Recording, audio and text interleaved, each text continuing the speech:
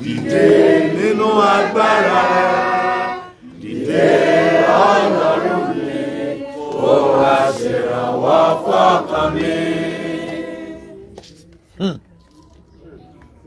Okay, ó lè fẹ́ dìde. He wants to be lifted. Ó lóun nìkan ni mo lè yọ̀ǹda. He said, I can only release this man alone. Lè yọ̀ǹda àwọn tó kù lé wọn. I can't let go of others in their family. Mo lè yọ̀ǹda tèmi mọ̀ náà. And I said, oh, this one is okay by me. Yọ̀ǹda ilé ìkọlọ̀. Let this man go and go. Padà family house wọn. He said, let him return back to his family house. Ó ní màmá kan gbẹ tó gba nílò wọn. There was a man that rented an apartment in the house. He paid 700,000. He rented the house there, family house. 700 naira. A dilapidated house. Per month. Per month. That was where the woman was staying. And she was selling pepper at the front of the house. And she was not prepared to harvest the glory of the men in that family. And they don't know.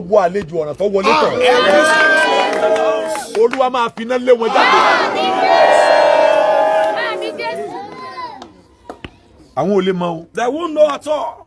They were preaching out, your money is even due now. And should end the money. You can't know.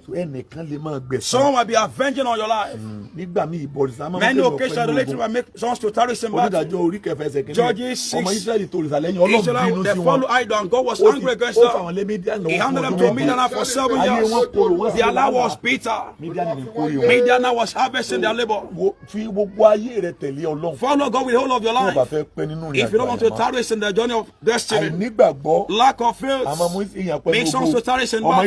Israelites said the land was good, it was pleasant, it was good to be, but we can't get there. They brought the corn. Someone carried this side. Another person this side. It was good.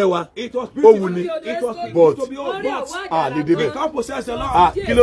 Why can't you take it? The Anakites, the giants, they are there. We are like a grasshopper. The God that parted the Red Sea like a wall. And they make an express in the river. Is that God not powerful again? Master.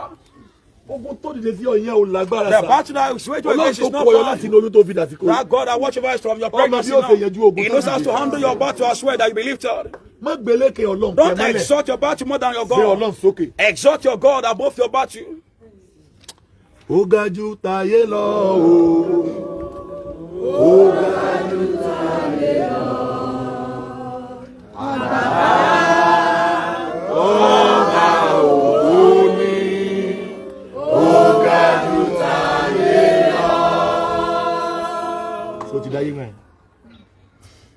One children church. Badan korin.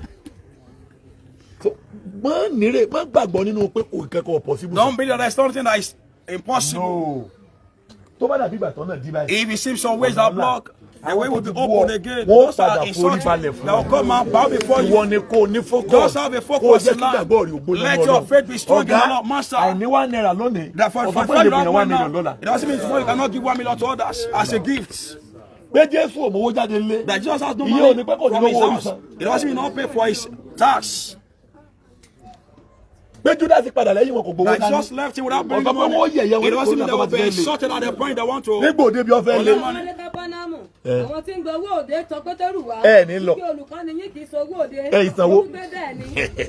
Clergy rẹ máa ń lẹ̀ mọ́ra. Lẹ̀ clergy màmá tó sanwó do anywhere. Bẹ́ẹ̀ni tó bá ti lè gbé bẹ́ẹ̀ sí lówó Bible ẹ̀ máa gbé tí àwọn yìí bá ti lẹ́bẹ̀rẹ̀ owó ọbẹ̀ nulẹ̀. Ọlọ́run tó lè bá mi ṣètò ayé mi o ní túmọ̀ ẹ fowó ọbẹ̀ lẹ̀ ó ṣètò ẹ̀ lọ́wọ́ bẹ̀ fẹ́ fowó ọbẹ̀ lẹ̀. Clergy lẹ máa ń gbé ẹ sanwó eléyìí ẹ̀ nílò lára ọ̀kadà ẹ̀ tó lè clergy mọ̀ ọlọ́pàá sọ pé ọyá tọ́jú ẹ fọ́ o ní clergy wọ́n bá jẹ́ forí òkè tí mo ti ń bọ̀ sí pé fún ọ o.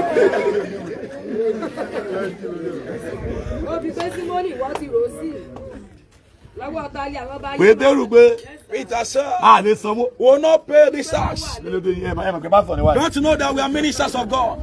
So àwọn sómi. Ọ̀gá through your next RSC. Ó ní ká yọjà. All them were daddy. Towo benu e. All them ba wo nu e. And they saw money inside the mouth of the fish. E fun lo wo ori won je wa baba ti alo ja. Oga, ibi ayé ti fẹ́ yẹ̀yẹ́. Olúwa máa bí àṣẹ.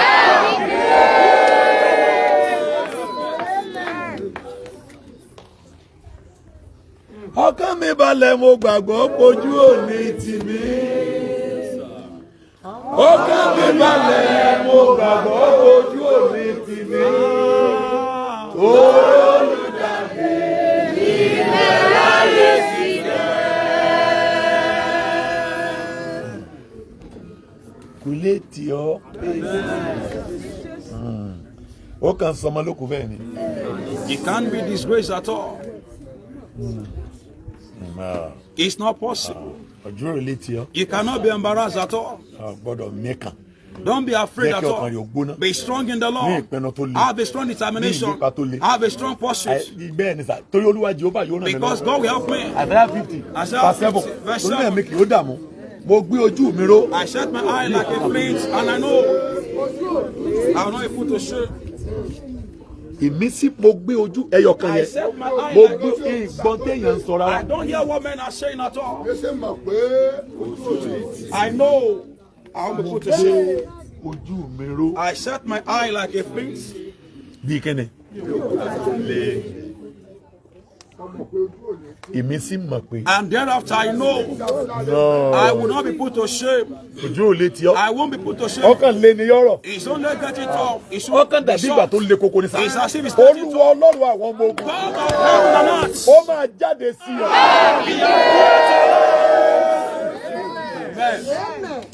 Olúwa máa jáde sí ọ. Olúwa máa jáde sí ọ. Olúwa máa jáde sí ọ.